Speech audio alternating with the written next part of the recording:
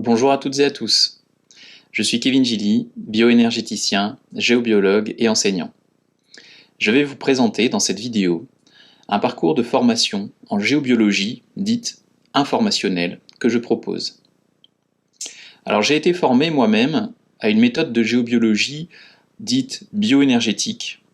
Alors pourquoi ?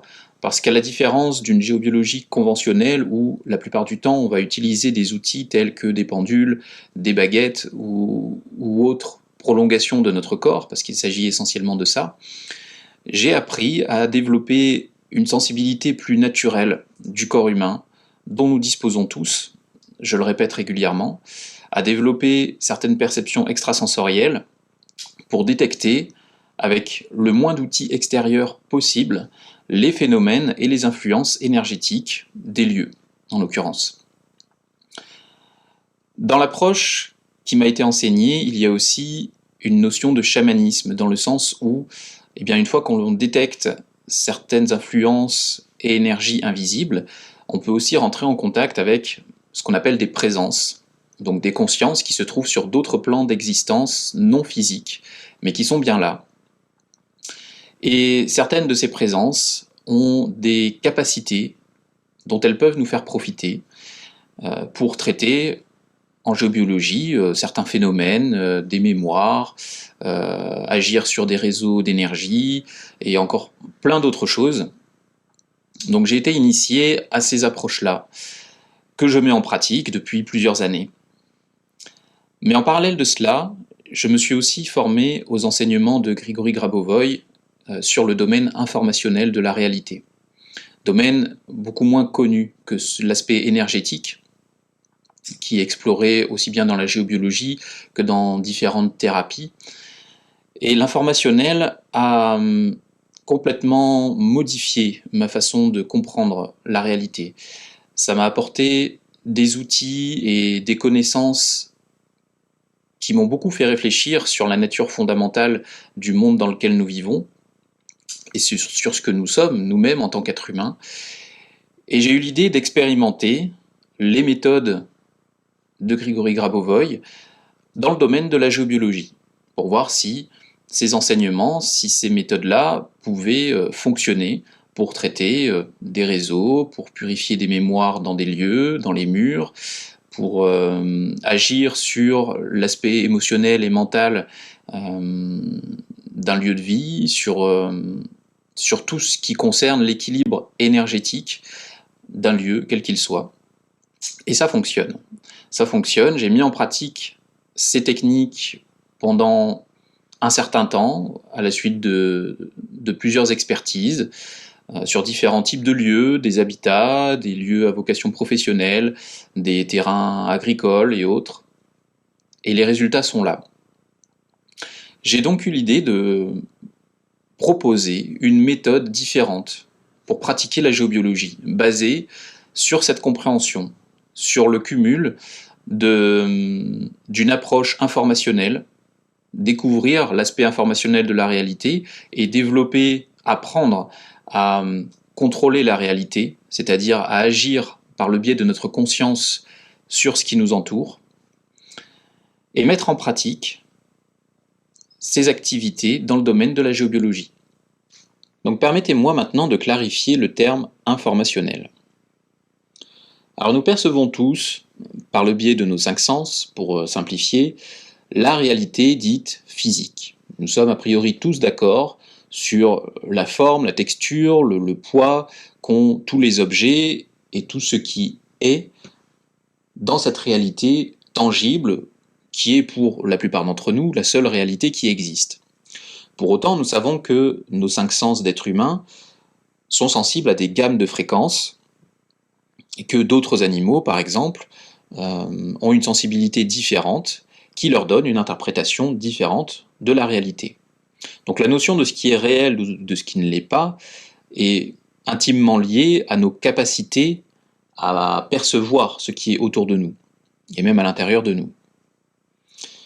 Donc en amont de ce que nous, êtres humains, pouvons percevoir de cette réalité, il existe d'autres énergies, donc d'autres fréquences qui échappent à nos 5 sens, qui constituent ce que l'on appelle le domaine énergétique. Donc ce domaine, comme je l'expliquais au début de cette vidéo, est utilisé par différentes formes de thérapie dans d'autres domaines. Et pour autant, il est sujet à débat puisque, par définition, nous n'arrivons pas à l'appréhender pleinement, puisqu'il échappe à nos sens physiques. Donc des interrogations se posent sur ce qui existe ou pas dans ces autres fréquences. Pour autant, nous sommes tous dotés de perceptions extrasensorielles qu'il nous appartient de développer et de débloquer pour être sensible, être plus sensible à ces énergies non physiques. Mais la réalité ne s'arrête pas là pour autant. En amont de ce monde énergétique, il y a ce que l'on appelle la réalité informationnelle. Alors pour la comprendre, il faudrait s'imaginer que tout ce que nous percevons, donc que ce soit physique ou non d'ailleurs, tout ce que l'on assimile à l'énergie, à la matière, tout ce dont nous pouvons être conscients, soit condensé en un seul point, d'une certaine façon, en une seule singularité. Alors je ne vais pas rentrer dans des domaines ésotériques et je suis bien conscient que là nous entrons dans un domaine qui est sujet à encore plus de débats et de scepticisme, mais en attendant de pouvoir expérimenter cette réalité-là, il est important de pouvoir admettre certaines hypothèses. Donc ce domaine informationnel sera considéré comme l'ensemble de toutes les informations qui vont constituer toutes les cellules, tous les objets, tous les organes, tout ce que nous pouvons considérer comme étant réel, mais sans que ce soit projeté et interprété par la conscience. Un petit peu comme une base de données, la base de données, je dirais, qui va contenir toutes les planètes, tous les univers, toutes les galaxies, tout le microcosme, et tout ce que nous, dans notre réalité quotidienne, nous pouvons ensuite percevoir, assimiler, même imaginer. Et ce qui va différencier ce domaine informationnel de l'aspect énergétique puis matériel, ce sera la conscience, avec un grand C. Donc notre conscience individuelle en tant qu'humain, mais aussi la conscience de tout ce qui est. Nous, pour revenir à l'être humain, pouvons être vus comme la source, donc cette singularité principale, primordiale, qui va se détacher d'une certaine façon pour pouvoir observer et faire la distinction entre les choses, entre les éléments de la réalité. Autrement dit, tous ces éléments au niveau de la source sont unis et non dissociés. Pour pouvoir les distinguer, pour pouvoir faire la différence entre le chaud et le froid, le haut et le bas, et ainsi de suite, il va falloir prendre un point de vue différent, interne, et à partir de ce point de vue, de ce point d'observation, nous pourrons distinguer ces différents éléments. Nous pourrons distinguer les polarités. C'est ce que l'on appelle l'incarnation, qui consiste justement à prendre un point de vue, un point d'observation spécifique et unique pour avoir une interprétation particulière et exclusive de la réalité dans son ensemble. Voilà comment on peut différencier le domaine informationnel de l'énergétique et du matériel, mais il y a plein d'autres façons de l'expliquer et ça ne se limite pas uniquement à ce côté perception de la conscience. Pour autant, dans le domaine de la géobiologie sur lequel je vais revenir, et dans tout autre domaine, que ça concerne le bien-être de l'humain, l'émotionnel, l'état d'un organe ou d'une glande, ce qui est important de comprendre, c'est qu'on peut agir en se mettant dans un certain état de concentration, dans un certain état d'être, on peut se relier à ce niveau informationnel de la réalité et agir depuis ce niveau. C'est-à-dire que par justement des actions de notre conscience, entre autres, on peut modifier les informations qui vont constituer la réalité que nous percevons nous, qu'elle soit physique ou non physique, et ça marche aussi bien pour nous-mêmes, pour notre état personnel, que pour des événements de notre vie, et donc, pour en revenir au sujet principal de cette vidéo, à des phénomènes qui vont influencer les lieux. On peut agir de cette façon sur un réseau tellurique, sur la mémoire d'un événement qui s'est produit sur un lieu, sur les énergies souterraines, et tout ce qui peut impacter un lieu d'une façon générale. Mais revenons maintenant un peu plus sur l'aspect géobiologie. Alors, géobiologie est constituée des termes géo, la terre, et biologie, la science du vivant, la science de la vie. Donc la géobiologie, pour résumer, va considérer notre planète comme un être vivant, et je vais même rajouter conscient. Alors cette idée, pas forcément très populaire dans le domaine scientifique, va prendre en considération que autour de l'aspect physique de la planète se trouvent aussi différentes énergies qui, à l'instar d'un être humain ou d'un autre être vivant, va inclure des énergies émotionnelles, des énergies mentales, et toute forme de réseau et de centre énergétique, à l'image de ce qu'on peut trouver dans le corps humain, comme nos propres méridiens, nos chakras, nos plexus, etc.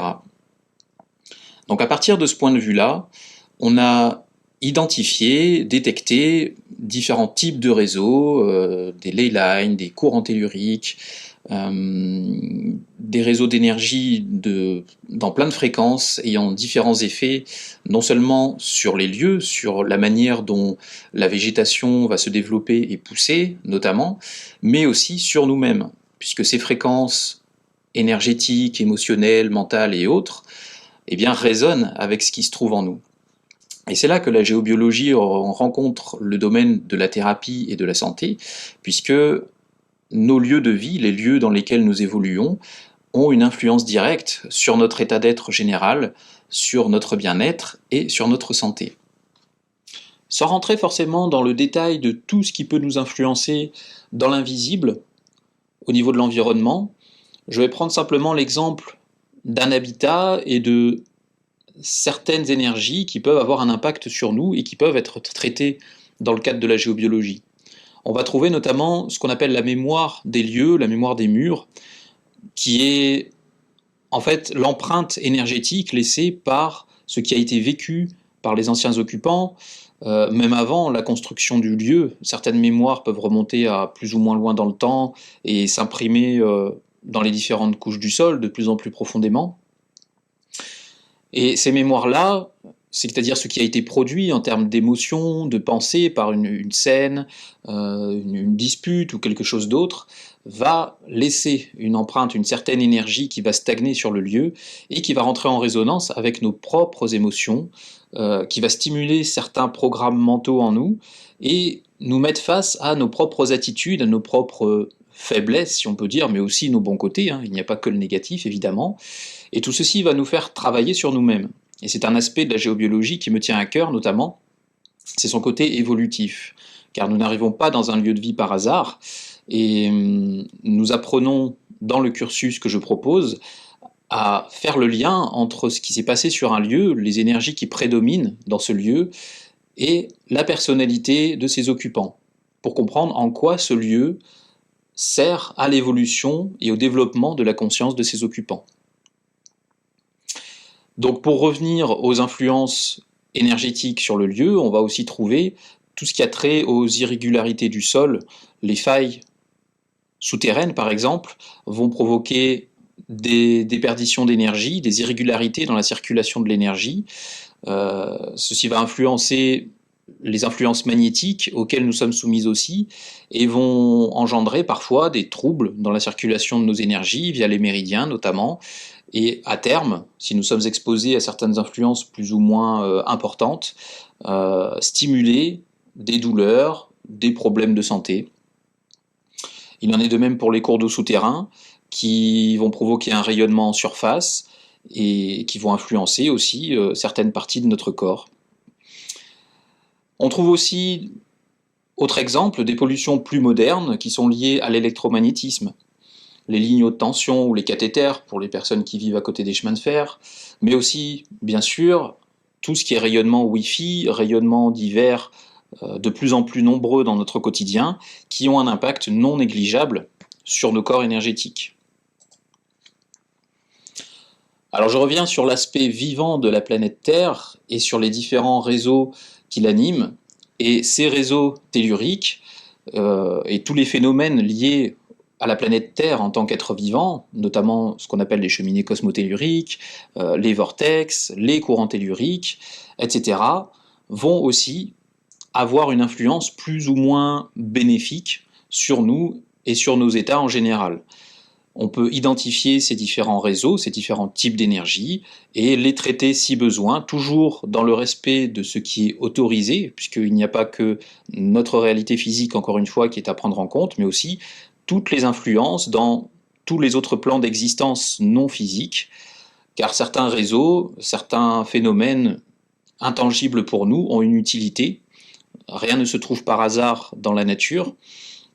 Et nous devons prendre en considération, à chaque fois que nous traitons quelque chose en géobiologie, son utilité en dehors de notre petite existence, j'ai envie de dire, en tant qu'être humain qui tenons à notre confort, et faire avec pour ajuster au mieux ce qui doit être traité dans un lieu pour le bien-être de ses occupants.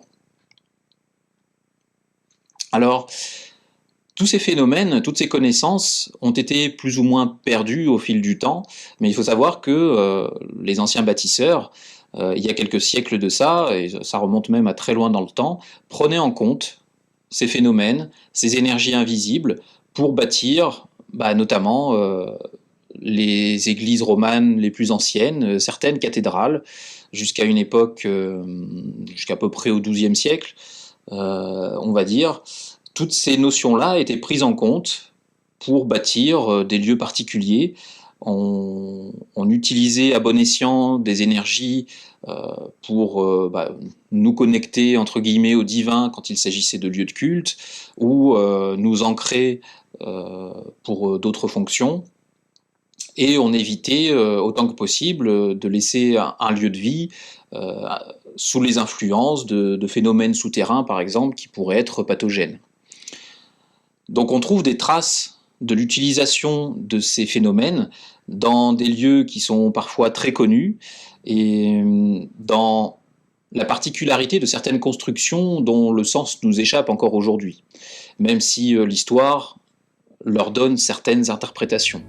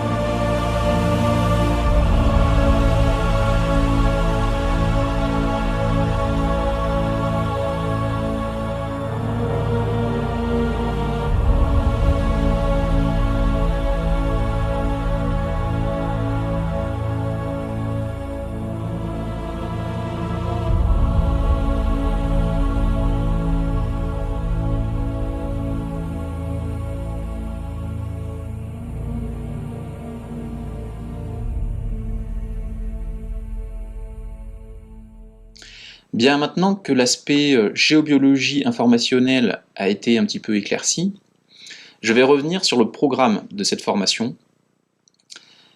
Et je vais vous préciser d'abord qu'avant chaque stage, un rappel sera proposé sur la manière de traiter les différents phénomènes et les influences que nous aborderons dans les modules. Alors, ces rappels, ces formations théoriques et même pratiques seront proposées par défaut sous forme de webinaire. mais dans certaines circonstances, un complément en présentiel pourra tout à fait être proposé. Alors ces rappels consisteront à donner et à redonner à chaque fois les outils et les méthodes les plus courantes que nous utiliserons, donc qui exploiteront les capacités de la conscience principalement, pour traiter les différents phénomènes que nous rencontrerons en géobiologie. Voici donc le déroulé du programme de formation en géobiologie informationnelle. Alors avant d'entamer la formation dans le cœur du sujet, un prérequis est recommandé, puisque je le rappelle, nous allons exploiter nos perceptions extrasensorielles qui seront stimulées au fur et à mesure de la pratique, mais un atelier de perception extrasensorielle, alors sous forme d'atelier à thème que je propose en général sur une journée, tout au long de l'année, est préconisé, plus un webinaire sur le niveau informationnel de la réalité. Alors, je rassure les personnes qui seraient intéressées, ces webinaires ne sont pas forcément proposés très fréquemment sur mon site, mais il y en aura systématiquement de proposés avant chaque stage, afin que tous les participants aient des notions à la fois de perception extrasensorielle, de clair-ressenti, et des notions sur les techniques informationnelles.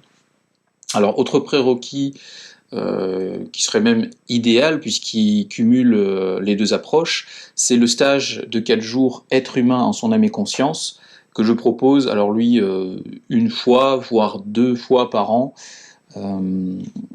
mais qui effectivement condense beaucoup de méthodes qui seront utiles au cours de cette formation. Le cursus est décomposé en 7 modules pour ce qui est des connaissances globales en géobiologie, et à l'issue, une synthèse pratique sera proposée où nous mettrons en application sur un lieu tout ce que nous aurons vu tout au long de ces 7 modules, qui sera un petit peu la validation du parcours.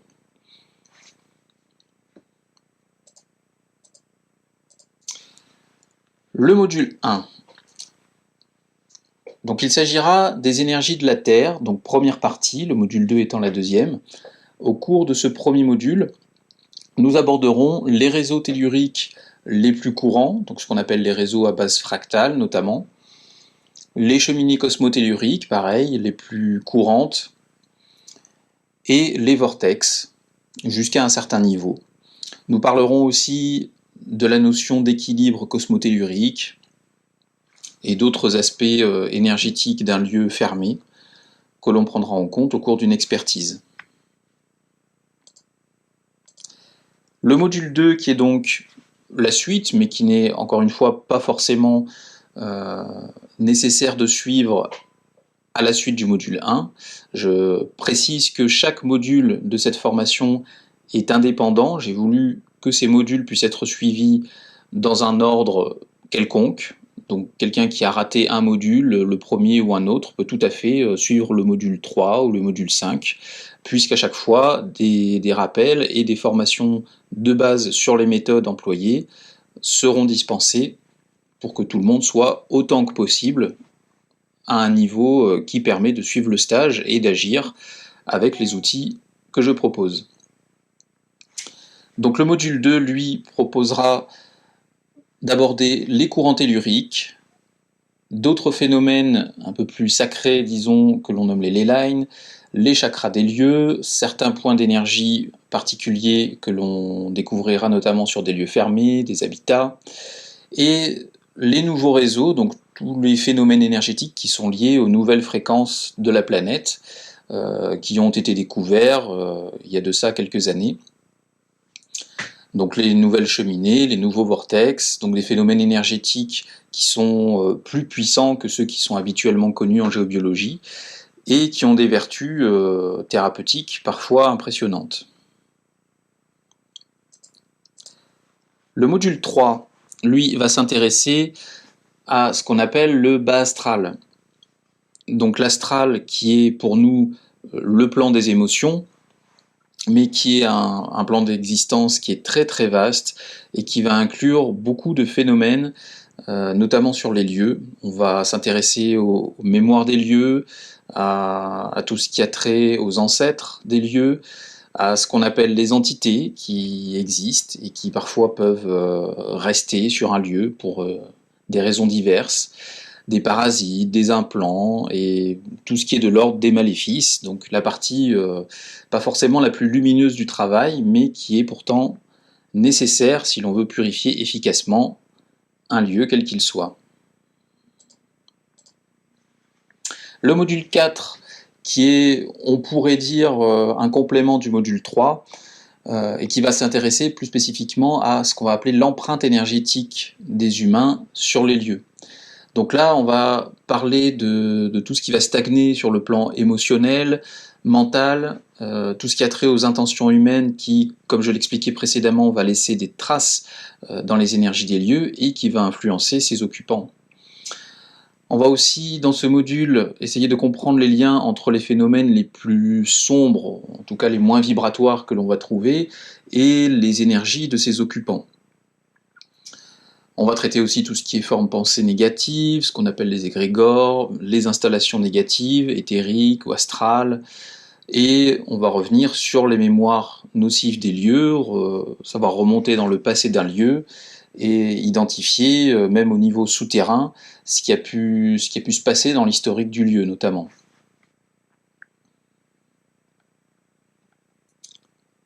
Ensuite, le module 5, lui, va s'intéresser aux nuisances liées à la matière solide, c'est-à-dire les mémoires de la construction en elle-même, donc les mémoires du bâti, des murs, des pierres, du plafond, du sol, mais aussi tout ce qui est rayonnement lié aux formes. Il y a la masse des objets, ce qu'on va appeler les ondes de forme, tout ce qui est lien négatif sur les meubles, sur les objets, même sur l'électroménager. Voilà, on va traiter tout ce qui nous influence dans ce qui est visible finalement, puisque la matière porte en elle aussi plein d'informations sur des plans subtils.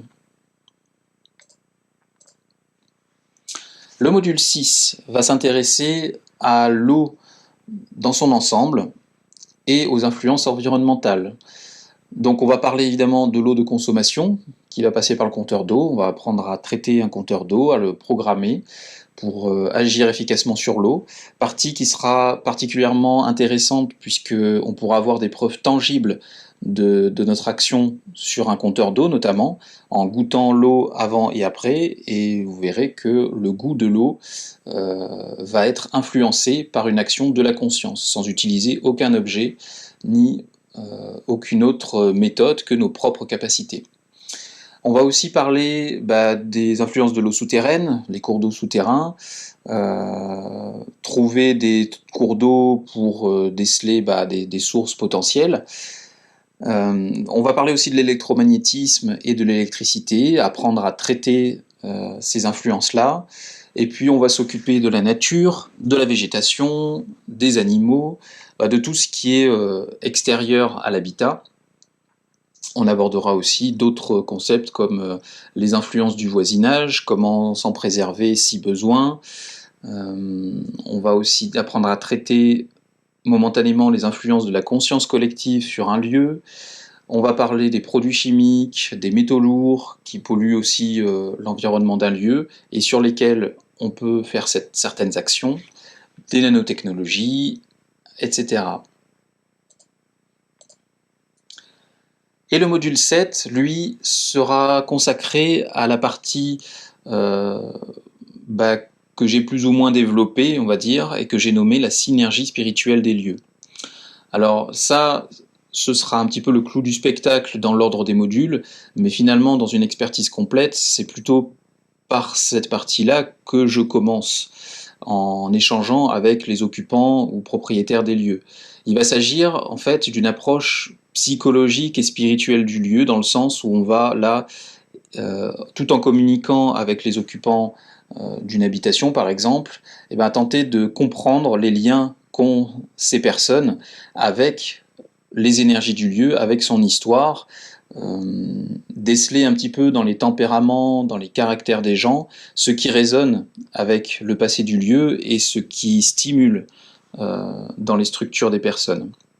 Donc c'est une partie très intéressante, mais là qui va nécessiter d'avoir quand même développé un minimum son intuition et certaines perceptions extrasensorielles.